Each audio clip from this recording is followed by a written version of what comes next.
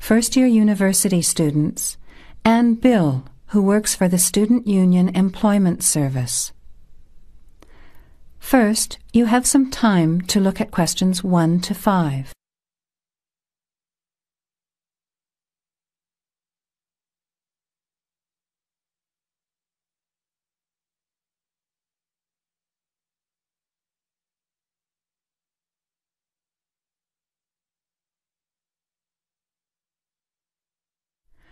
Now, let's begin. Answer the questions as you listen. You will not hear the recording a second time. Listen carefully to the conversation and answer questions 1 to 5. Hi Bill, this is my friend Charlotte. She's doing first year science too. Pleased to meet you, Charlotte. Annetta told me you want some part-time work. Now, I just have to complete your details on the computer. What's your surname? Johnston. With an E? Yes, JohnstonE. I know that you live in the Heathfield Street student residence, but I can't remember the street number there. It's 126. 126. Good. And the phone number? Well, actually, I never give people that number because sometimes nobody answers or they forget to pass on the messages. So, I bought a mobile phone yesterday, but I can't remember the number. I think it's 0414 847 748. I'll just check. No, sorry, not 748. It's 749. 0414 847 749? Yes, that's right. I must try and remember it. And what sort of work are you looking for? Well, anything really, I suppose, though it depends when it is. I'd rather work during the day, if that's possible. How many hours a week were you thinking of? Oh, I'm not sure. Maybe about 10. But I need to keep at least 2 days a week free for study. Do you have any work experience? Not much, though I used to help in my uncle's shop when I was at school. OK. Well, I'll put it in, but we don't usually get shop work. What about gardening? I'd rather not. Everything I touch dies. What other kinds of work are there? Well, there's a lot of demand for house cleaning, fast food preparation and kitchen work and pizza delivery if you've held a driving licence for 12 months. I'm not sure. Can I have a look at the vacancies while you talk to Annetta? Before you hear the rest of the conversation, you have some time to look at questions 6 to 10.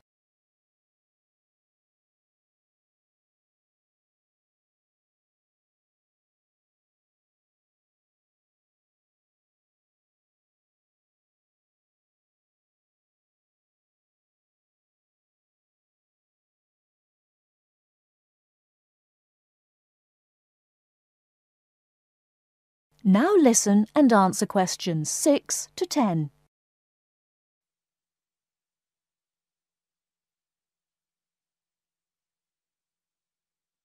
Bill, I'd like to change my job. You're at the Hamburger Express on the High Street, aren't you? What's the problem? Well, I never know what hours I'm going to work. I start at 7 p.m. and I'm supposed to finish at 11 p.m, but sometimes they keep me until 2 or 3 a.m. Yes, that is a bit late if you have to make a 9 a.m. lecture the next day. And the other thing is the pay. They're supposed to pay me on Thursdays, but they never pay me on the correct day, often not until Friday or Saturday.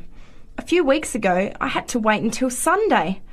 They said their son was sick, so they couldn't get to the bank, but they're always making excuses. Yes, that doesn't sound too good. Would you be interested in pizza delivery? You need to have a driving licence. Yes, I've got a licence, but I think I'd like to change from working in the evening. Are there any day jobs available? Well, as I told Charlotte, there are several cleaning and gardening vacancies. And this childcare job that just came in this morning. Do you like children? Yes, I do actually. What's the job? Let's have a look. Collect the boy aged 4 from kindergarten at 3 p.m. Pick up the other 2 girls who are aged 6 and 9 from the primary school at 3:15. You take them home and look after them. The parents will be home by 7. That sounds quite good. What about the pay? It's the same as you're earning now, 4 hours a day, Monday to Friday, so 20 hours a week. You need to contact Mrs. Alicia Thompson. Her phone number is 91045629 and she lives in Springfield. I've never been to Springfield. I hope I don't get lost. Don't worry. It sounds quite straightforward. Let's have a look at the street directory. The Thompsons live here in Tulip Street, number 252. So you catch the 631 bus, get off here next to the post office in Daisy Terrace. Walk past the post office to the corner, and on the opposite corner is the kindergarten. Then walk down Daffodil Place and cross over to the primary school. Then keep going down Daffodil Place to the corner and turn right into Tulip Street. That is the end of part 1. You now have half a minute to check your answers.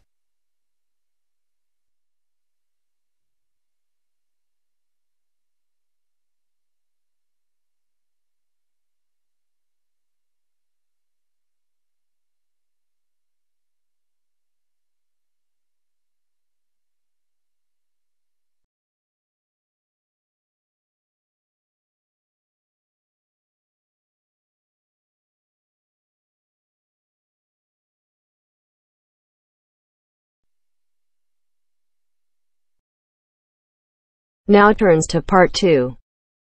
Part 2. You are going to hear a guide named Matt who is introducing their trip in Wildlife Haven. Now you have some time to look at questions 11 to 15.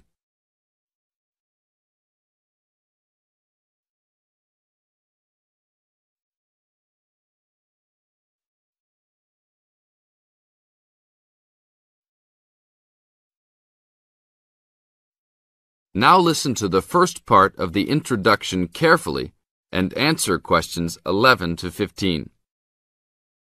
Well, good morning, everybody. My name's Matt, and I'm one of the 3 guides here at Wildlife Haven.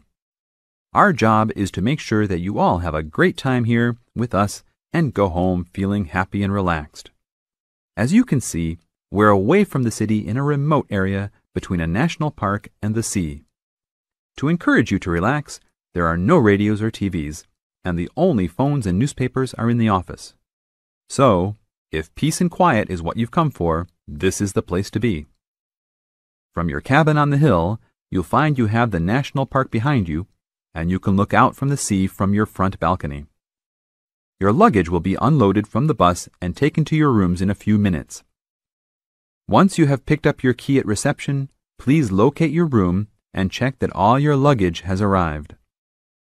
The daily program here at Wildlife Haven is flexible and only as demanding as you want it to be. You should each have a brochure setting out the facilities and various walking tracks you can take. And on the bus, you are given a green sheet setting out a number of group tours in the coming week. If you want to join any tour, just write your name and room number on the relevant sheet along the wall here. Tomorrow, there is a beachcombers and rock hoppers tour exploring marine life in the rock pools along the beach. Or, if you'd prefer to go inland, there's a guided forest walk that takes you off the walking tracks. If you want to catch some lunch, you could join the beach fishing expedition.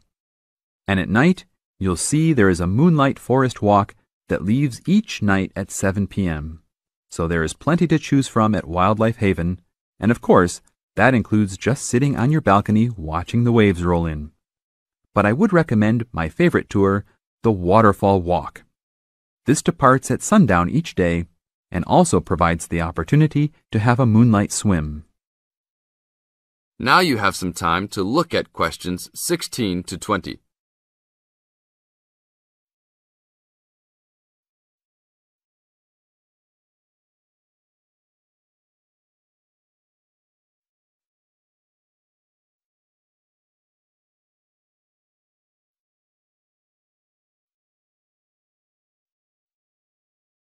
In the second part of the introduction, you are going to get some advice from Matt.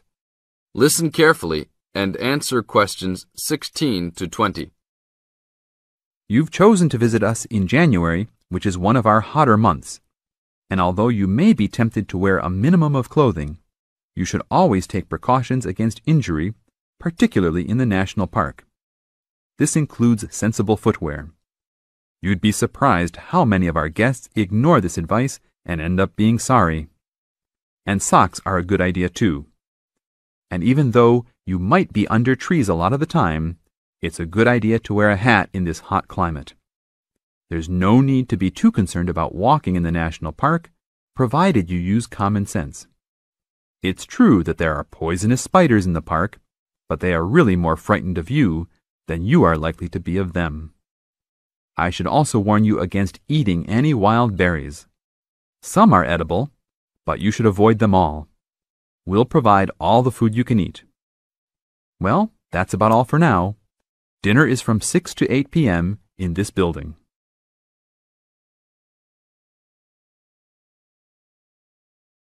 That is the end of part 2.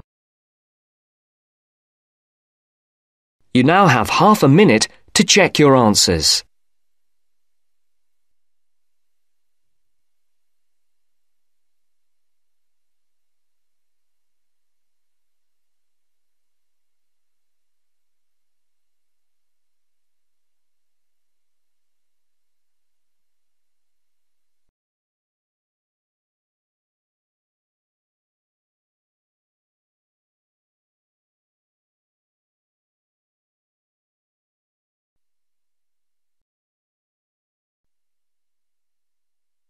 Now turns to part 3. Part 3. You'll hear a tutor and a student talking about the history of the scientific method. First, you have some time to look at questions 21 to 25.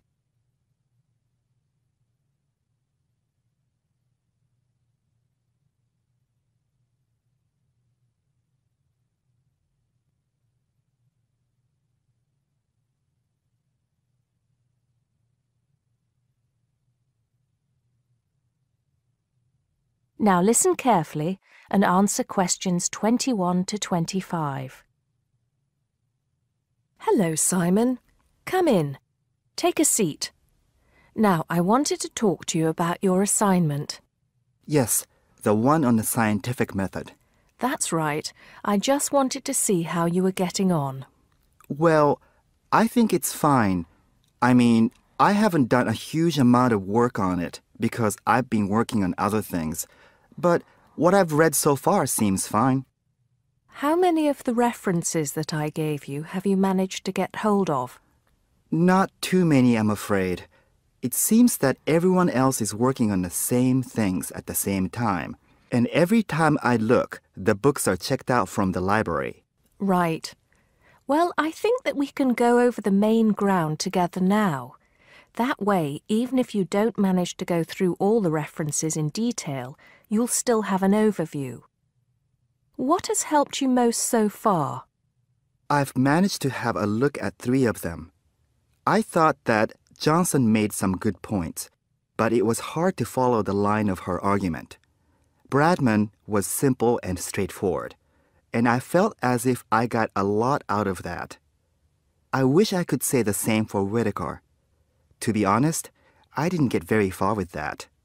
Okay, that's more or less what I'd expect. So tell me, what have you learned so far about the role of the Egyptians and the Babylonians? Yes. Well, there's evidence that the basic components of the scientific method, examination, diagnosis, treatment, and prognosis, were being used in the early 1600s BC especially in the treatment of certain illness. Good. Yes, that's right. And the point, of course, is that that represented a considerable advance over relatively simple, non-empirical approaches, which usually attributed anything unknown to the actions of the gods, etc. Of course, the Egyptians and Babylonians did this as well, but what we see emerging here is a willingness to base opinion on systematic study of the real world, which is at the root of the scientific method. I see. Right, yes. And then that reappears later. Yes, although don't get carried away with the idea that it was a simple process of development. By the time we get to ancient Greece, let's take the period towards the middle of the 5th century BC, the rules governing the scientific method were practiced on a widespread scale, but there were still many people who believed that real truth could only be acquired by pure rational thought.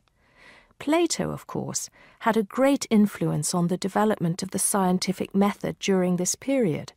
Through his academy. That's right. But then, as we know, a great deal of understanding of the scientific method disappeared as the old world order collapsed. It wasn't until the Middle Ages, sometime before the 11th century, that several versions of the scientific method emerged from the medieval Muslim world, all of which stressed the importance of experimentation in science. Right. I think I've got the historical timeline.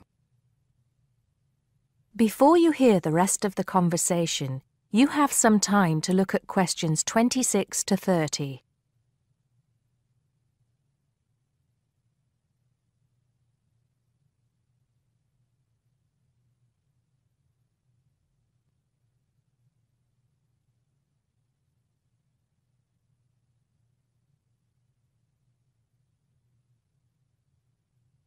Now listen and answer questions 26 to 30.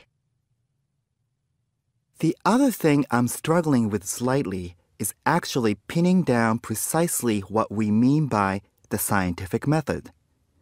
I wonder if you could give me some pointers on that. Sure.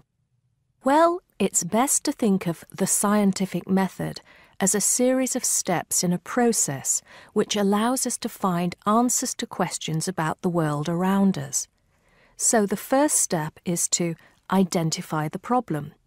What is it that you want to know or explain? And then I think the next step is designing an experiment. But you can't design an experiment unless you know what you want your experiment to tell you. Oh, yes. You need to form a hypothesis to be tested before you design the experiment. So there's a very clear relationship between hypothesis and experiment. Having designed the experiment, then of course you go on to carry out the experiment. The particular procedure you follow, the protocol, will differ from experiment to experiment, but the underlying principle is the same. You analyze the data from the experiment in order to confirm or disprove your hypothesis. Assuming the experiment is accurate. Oh yes. If there's anything unusual about the data, or if the results are at all surprising, then you need to ask yourself whether the experiment could be flawed and whether the data could be unreliable. If the answer is yes, then it may be necessary to modify the experiment and go through the process again. So, once you have reliable, valid results, then the final step is to communicate them. The wider scientific community needs to know about the results, and publication in journals is the accepted way. Okay, I think I've got the basics. It's going to get more complicated as we begin to look at some people who have criticized the scientific method. So you need to make sure that you understand things up to this point. Let me know if you have any further problems with it. That is the end of part 3. You now have half a minute to check your answers.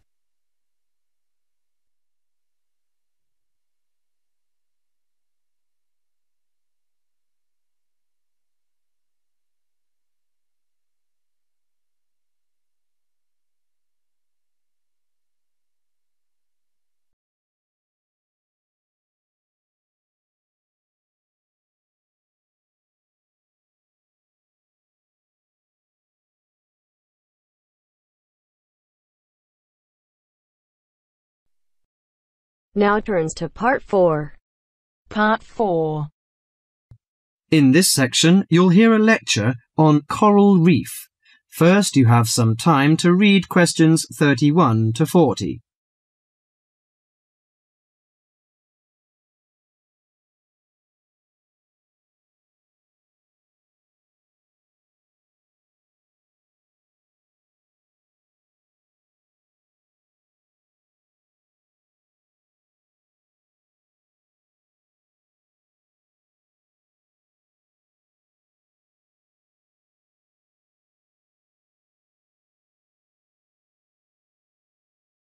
Now listen carefully to the lecture and answer questions 31 to 40. Do you fancy diving in the wonderful world of coral reefs, green sponges, colourful fish and red crabs? It is a rich garden beneath the waves. But how much do you know about the corals? Are they animals or plants? What are the threats to coral reefs? Today, Mr. Tim Harford, Executive Director of the Coral Reef Alliance, is going to introduce the facts about coral reefs. Good afternoon, everyone.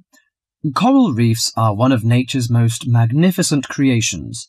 It is filled with thousands of unique and valuable plants and animals. Over 1/4 of all marine species depend on healthy coral reefs. Humans also depend on coral reefs. These marine ecosystems are the primary source of food and income for millions of people, a vast repository of valuable chemical compounds and medicines, and a natural wave barrier that protect beaches and coastlines from waves and storms. Coral is actually the exoskeletons of coral polyps. Made from limestone, these skeletons build up over time, forming the reef. New corals are born each April.